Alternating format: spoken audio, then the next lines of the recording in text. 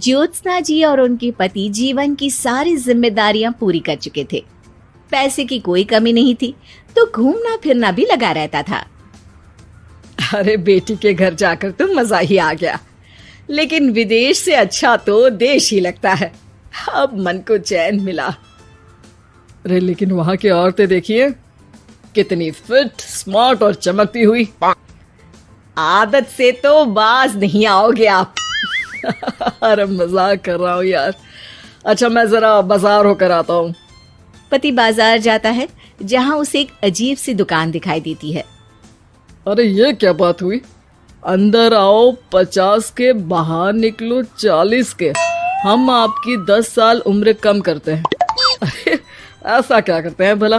जरा अंदर जाकर ही देख लेता हूँ। अंदर एक सुंदर सी लड़की खड़ी होती है। सुंदरी जी, ये क्या दुकान है? जरा जादू हम पर भी तो चला दीजिए। यस सर, आपको हमारी एग्जीक्यूटिव एक डेमो के लिए अंदर ले जाएगी।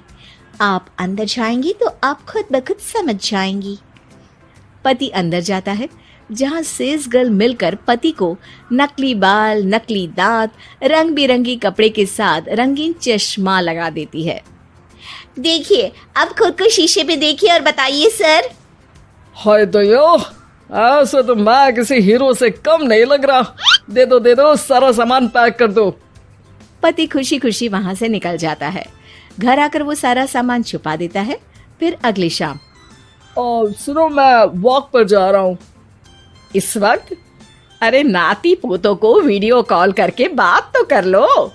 अब हाँ, आकर करता हूँ ना, पक्का पक्का।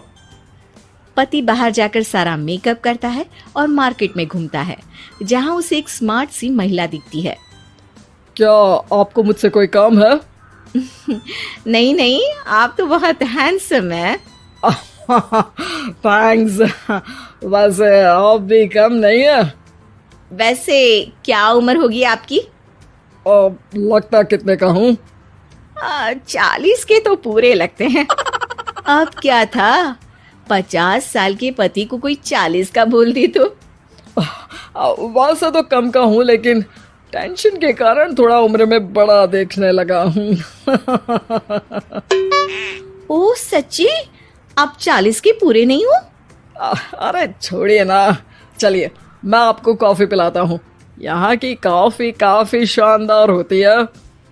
दोनों में दोस्ती हो जाती है और फिर चल पड़ता है सिलसिला रोज रोज के घूमने फिरने और मजे करने का। अब सारा दिन पतिदेव फोन पर। अरे नाश्ता तो कर लीजिए, क्या सारा दिन फोन पर लगे रहते हैं? अरे यार जरूरी काम कर रहा हूँ मैं। रिटायर हो, पेंशन मिलती है, कोई काम नहीं है, फिर कौन सा जरूरी काम आन पड़ा आजकल? अरे एक प्रोजेक्ट के सोशल नेटवर्किंग का काम है, उसी पर काम कर रहा हूँ। ठीक है, चलो अब नाश्ता कर लो, देर हो रही है। पति अपना नकली सारा सामान बिस्तर के पास छुपा कर सोता, सुबह चुपके से पहनकर बाहर जाता और घर आने पर उतार देता। एक दिन पड़ोसन कहती है, अरे ज्योत्सना बहन, तुम लोगों के घर कोई हैंडसम सा आदमी रहने आया है क्या?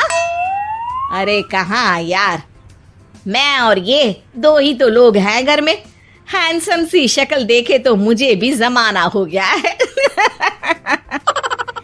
अरे पता नहीं, वो जाता तो तुम्हारे ही घर में है, क्या पता कौन होगा।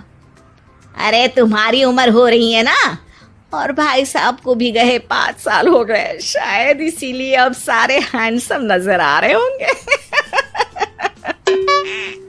पड़ोसन भी ज्योत्सना की बात पर मुस्कुराकर वहां से चली जाती है। एक दिन, अरे सुनो जी, बहू बेटा और पोता आ रहे हैं, कुछ दिनों के लिए वो हमारे साथ ही रहेंगे।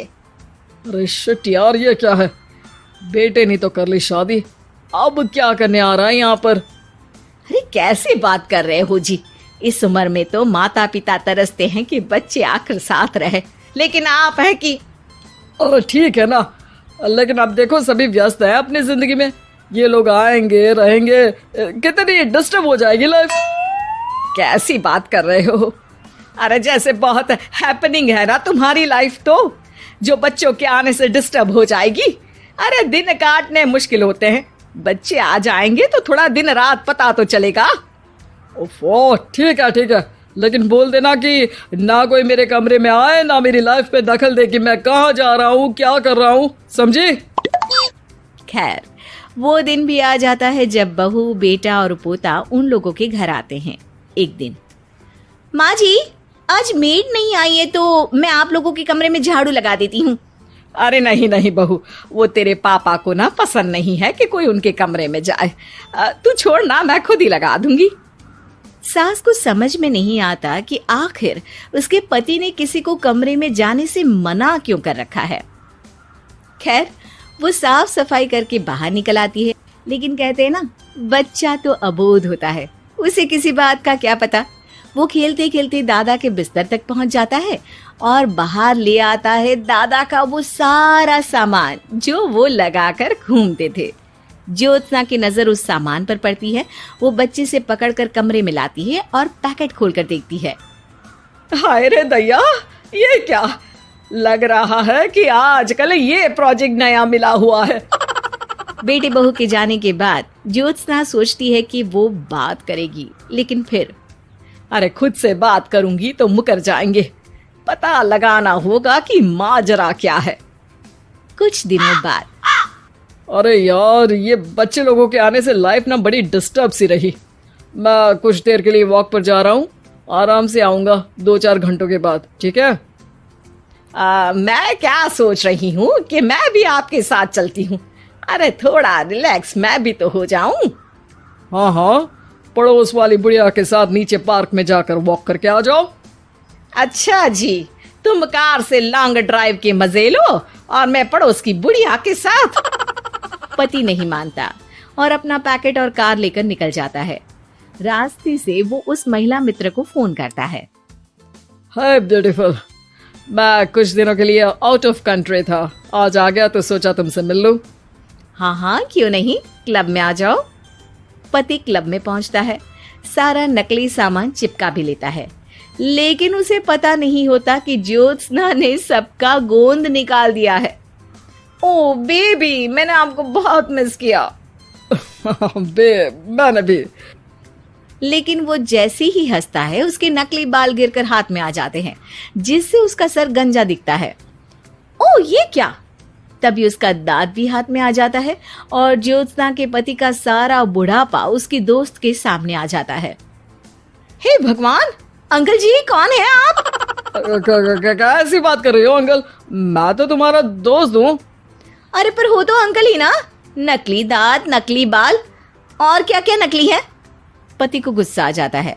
वो महिला के बाल पकड़कर खींचता है, जिसके बाद उसका बाल भी उसके हाथ में आ जाता है और महिला के सारे पके बाल सामने आ जाते हैं।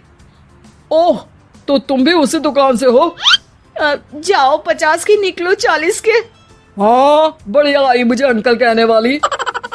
लेकिन ये समझ में नहीं आ रहा कि मेरे बाल और दांत बाहर कैसे आ गए। तभी वहां ज्योत्सना आ जाती है। जी, मेरी वजह से। चलिए इन आंटी जी को नमस्ते कहिए, फिर घर चलते हैं और वहां मैं बनाऊंगी आपको 40 का।